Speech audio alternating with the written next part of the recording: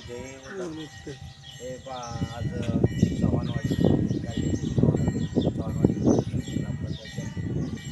या ठिकाणी अखंड आलेल्या भागवत कथा आयोजन केले बघा 7 दिवसाचं आणि त्यानिमित्त कथा या आचार्य श्री परमेश्वर महाराज दंडवती नागराज महाराजांचे 11वे वंश यांची कथा प्रबोधन करणारे हे सुंदर असं या चव्हाणवाडीने प्रथमच वर्षी हे कथेचं नियोजन केलेलं आहे. याच्या आधी 8 दिवसापूर्वी करडा नियोजन होतं आणि चव्हाणवाडी बघा इथं एक नंतर ग्रामपंचायत हे पण खरोखर सर्व माणसं लोकसंख्या कमी आहे परंतु इथं नियोजन चांगल्या प्रकारे करतात बघा. 7 दिवस जेवणाचं आज कथेचा आज 4था दिवस मंगळवारी काढायचं खूप खरोखर म्हणजे ह्या गावचं एक म्हणजे प्रथमच मी तिथं आलो पण मला खरंच अभिमान वाटला या गावचा. धन्यवाद धन्यवाद. हे बघा इथं हे असे मंदिर आहे आणि हे इथं हे ग्रामपंचायत ऑफिस आहे बघा. इथं सुंदर असं नियोजन आहे आणि इकडं हा रोड जातो बघा काढला जातो. तर इथं आम्ही आता गाडी लावलेली आहे आणि इथं हे समोर एक आमचं एक गाववाले तिथं राहिलं आहे सध्या आणि असं बघा आहे इथं नियोजन सगळं. आणि दुसरी गोष्ट इथं हे मंदिर आहे. या मंदिरात इथं भजन होतं फक्त आणि पलीकडं मंडप केला आहे त्यांनी सेपरेट कथेसाठी. तर त्या मंडपात तिथं कथा होती. रामकृष्ण हरी. तर चव्हाणवाडी असं एक सुंदर आदर्श गाव असं मी खरंच मानतो की या गावात आदर्श गाव आहे. हे बघा असं म्हणजे अखंड भागवत कथेसाठी इथं अशी प्रत्येक गावातली महिला बस सेवा करतात. तर यांनी सुस्वागतम अशी सुंदर तुमची रोज रांगोळी असते बघा त्यांची. तर खरोखर तुमचं नाव काय म्हणलं तुमचं? जगदाळे. तर तुम्ही रोज रांगोळी काढता ना? रोज बघा मी 2 दिवस पाहते पण ते माहीत नव्हतं पण आज त्यांची समक्ष भेट झाली आणि त्यांनी बघा सुंदर अशी रांगोळी रोज इथं नित्यनेमाने काढतात बघा. तर तुमचं नाव काय?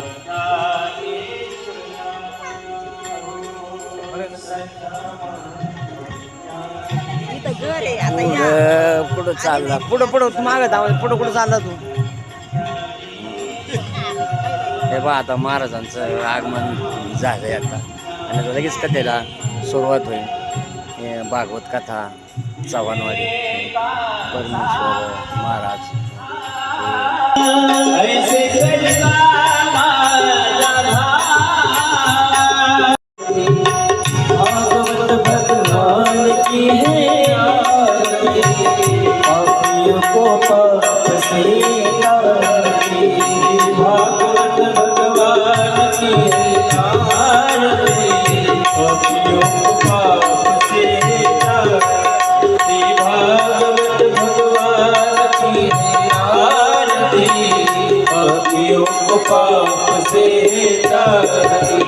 अमर ग्रंथ मुक्ती पंथ पंचम वेद निराला नव ज्योत जगाने वाला ज्योत जगाने वाला ये अमर ग्रंथ मुक्ती पंथ पंचम वेद निराला नव ज्योत बनाने वाला श्री राम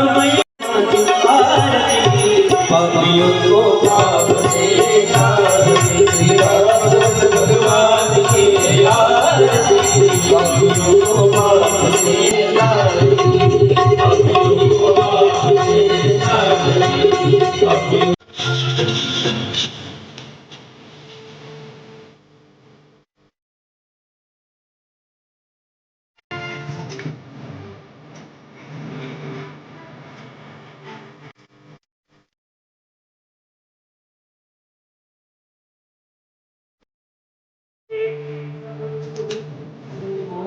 लागण्याचा कार्यक्रम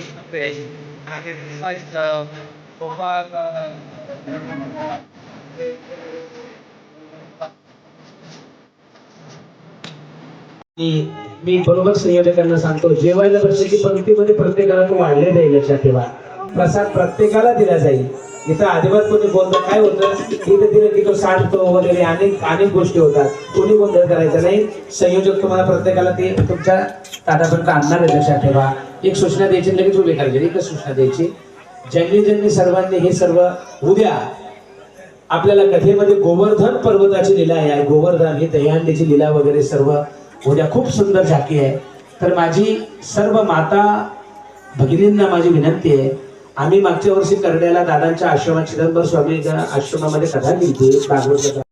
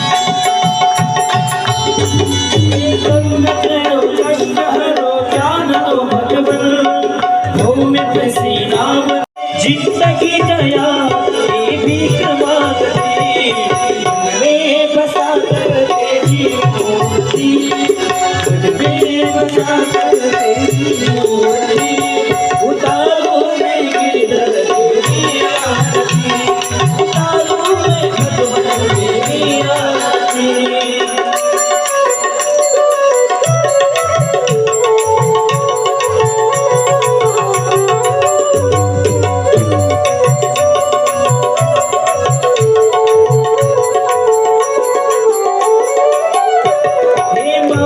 तुझसे क्या मैं यही सोचूं भगवान, जिंदगी जब तेरे नाम ताश जाता हो तेरी आरती, मन में बसा कर तेरी मूर्ति, मन में बसा कर तेरी मूर्ति, उतारूं मैं भगवान तेरी आरती, उतारूं मैं भगवान तेरी आरती, उतारूं मैं भगवान तेरी आरती।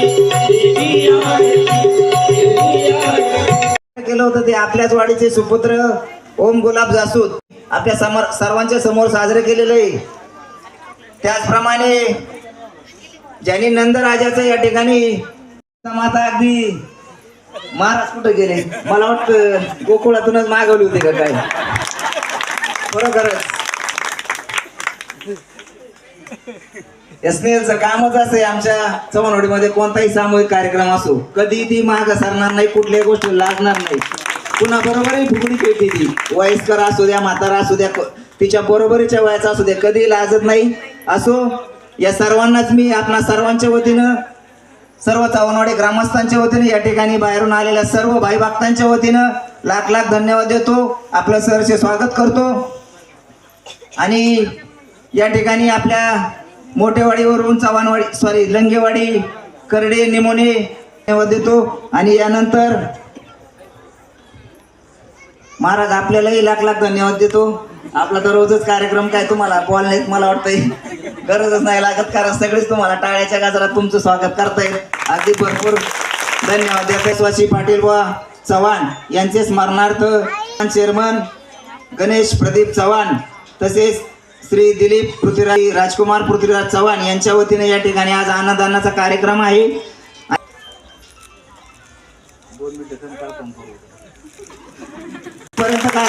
येतच नाही तोपर्यंत या ठिकाणी या मावल्या उपस्थित राहतात.